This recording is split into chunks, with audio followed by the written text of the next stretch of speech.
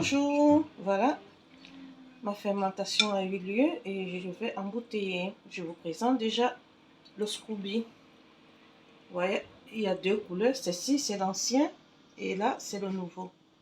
Donc voilà, quelqu'un qui a besoin me fait signe et je lui procure le Scooby. Et là, voici ma boisson fermentée. Là, j'ai toujours recommandé, avant d'embouteiller, de pouvoir tourner parce que au fond, se retrouvent toutes les levures et les bactéries. Donc, afin d'avoir tout cela dans toutes les bouteilles, je me dois de tourner. Donc, voilà. Tout à l'heure, je vais embouteiller. Mes bouteilles sont propres, stérilisées, déjà prêtes.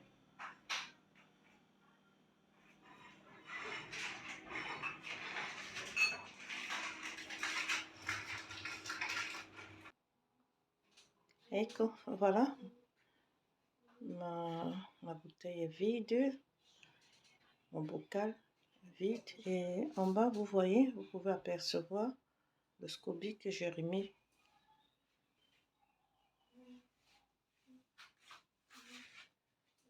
Alors, je vais ajouter les ingrédients, c'est-à-dire la cannelle, le gingembre et l'ananas pour donner des saveurs à cette boisson. Et il a laissé fermenter encore. Là, je vais passer à la seconde fermentation. Ce que vous avez vu avant, c'était la première fermentation. Une fois que la première fermentation a eu lieu, j'enlève le Scooby et je transfère le jus de cela, la boisson de cela dans les bouteilles où j'ajoute les ingrédients pour donner une saveur, un goût. Et là, je fais passer après à la seconde fermentation. Donc là, c'est le Scooby qui s'est formé.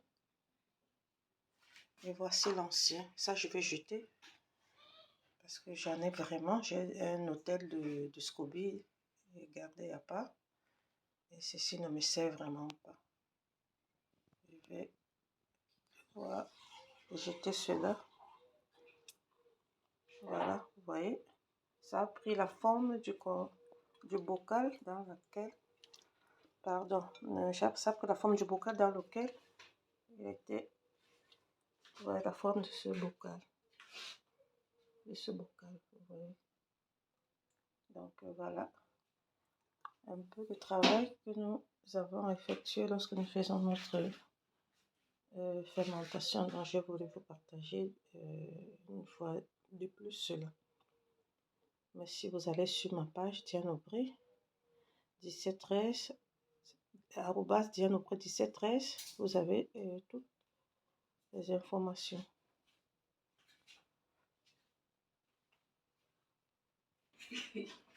Et comme ça, c'est les ingrédients à ajouter dans ma boisson pour passer à la seconde fermentation. Ça, c'est le bâton de cannelle.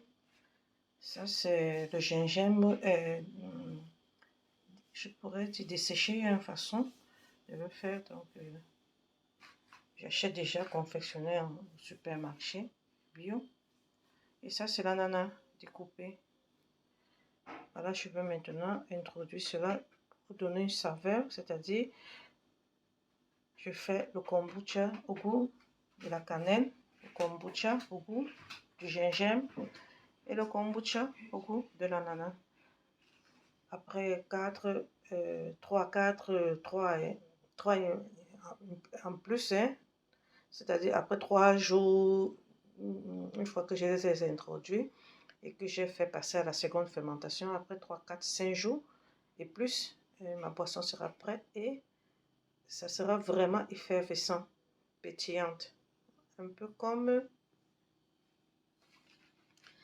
boisson moussue. Donc, non seulement elle nous fait du bien dans la bouche, mais aussi dans le ventre, à travers ces probiotiques qu'elle nous apporte. Vous voyez là, j'ai couvert mon bocal Il est important de toujours couvrir parce qu'il y a les insectes qui peuvent aller infecter le SCOBY qui est là, qui me servira pour la prochaine fermentation. Je l'ai laissé un peu dans le starter pour la prochaine fermentation. Comme je vous ai dit, ceci sera ajouté.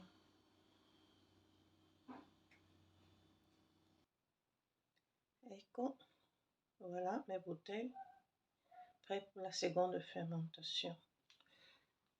Je le garde dans ce conteneur. Et après, je vais couvrir d'abord avec une nappe et après avec plastique, car la fermentation doit se faire hors de la lumière. Indispensable faire sa fermentation pour avoir une bonne fermentation. Il est indispensable de respecter les conditions. Là, j'ai déjà couvert mes bouteilles. Voilà.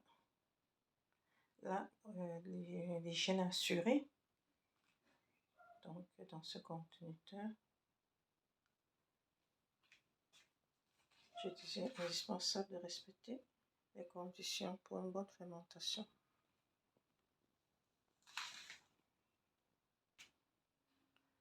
Voilà.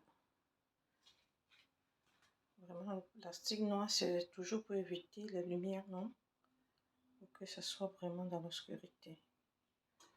Alors, sur ce, je vous dis, je vous salue et j'attends vos commandes. N'oubliez pas, les probiotiques sont indispensables pour notre flore intestinale. Et la prévention vaut mieux que d'être malade. Vaut mieux prévenir que guérir. Vous le savez tous. Alors, je vous attends.